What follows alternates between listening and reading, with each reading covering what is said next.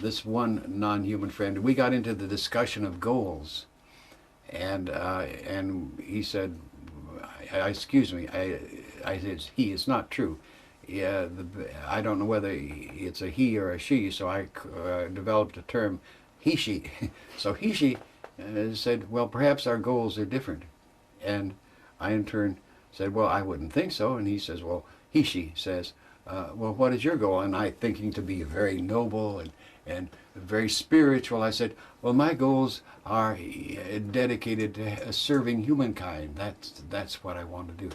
And he, she said, yes, that's a very noble goal, but there are other goals. And with that, I tried to find out. He says, well, there are other goals. That was a nice bait, a lure.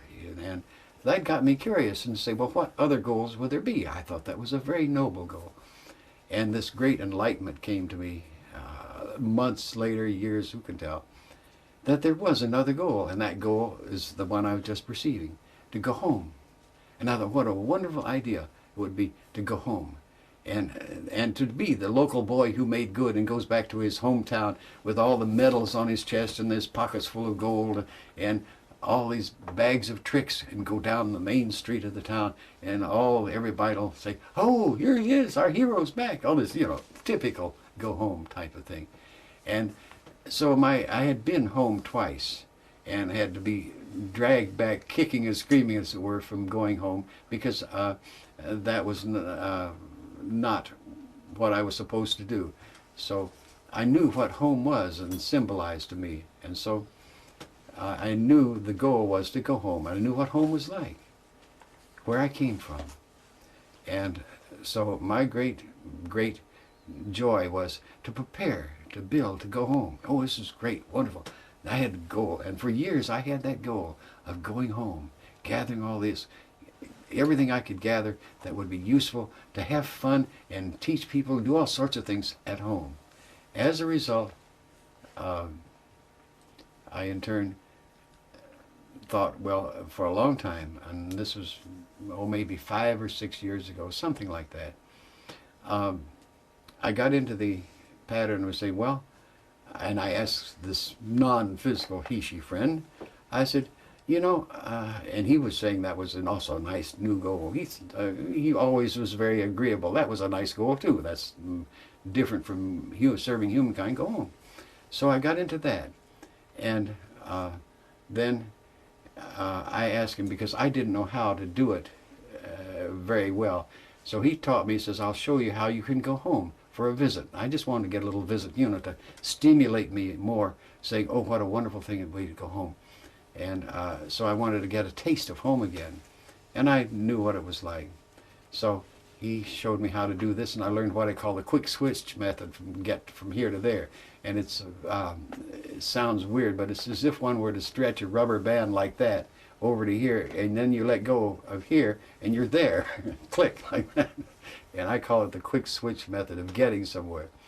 And as a result, in using this, I suddenly was home. And the story of my getting this home thing was a very, very profound change. Because I went and got home, and here were these that I remembered so beautifully. They were huge, roiling clouds, and clouds had many, many different hues, bright colors within them, shifting like rainbow colors all through them. And you could lie in the clouds and just observe this spectacle of change. And it was not all round rolling. There were cubes and everything else, all sorts of types of different types of symbol forms flowing round and through this. And you'd lie there, and it's so beautiful. And then as you were there, and I'm using time-space terms to express it because it's the only way you can do it. And as you would lie there, you would hear this tremendous music. And I interpreted it as music, but it was something else. But it was, of course, a form of vibration. But it expressed itself to me in music, beautiful, beautiful music, like a massive symphony orchestra, beautifully conducted. And over here was a magnificent choir of 1,000 human voices, and you're listening to all of this. And in this return quick visit, I lay back in the clouds and looked at these beautiful patterns and heard this exquisite music. And I perhaps might have stayed there forever, except what I had grown, and that was my left brain. Because I was lying there and I looked at something and my attention got caught. And what was it? And I looked again, perceived again, and it was right. Here was a pattern of clouds that went like this, for example, and then went on. And if you waited long enough, that same pattern of clouds came along and it went like this and went on. It was a loop. It was a continuous loop. It was nothing new in the loop. The same thing came back again and again and again. And I then listened to the music. And sure enough, here's a beautiful melody line going dee-doo-doo-doo-doo. And if you waited long enough, the same instrument and the same melody line would be repeated. Dee-doo-doo-doo-doo. And with that, I sat up and had a great sigh of, And because I realized that then I knew why I had left home. Because I was bored.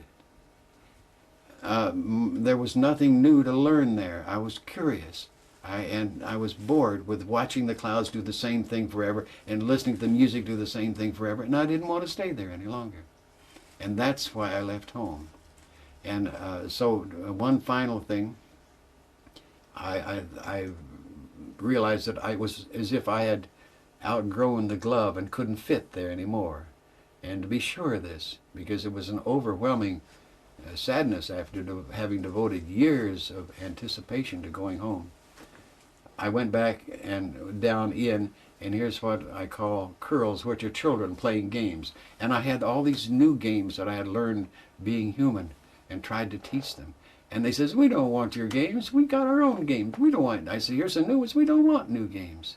And then sadly, I left. And I realized then that I truly had outgrown home, and I couldn't go home any. It wasn't possible for me to go home. So that goal was closed off.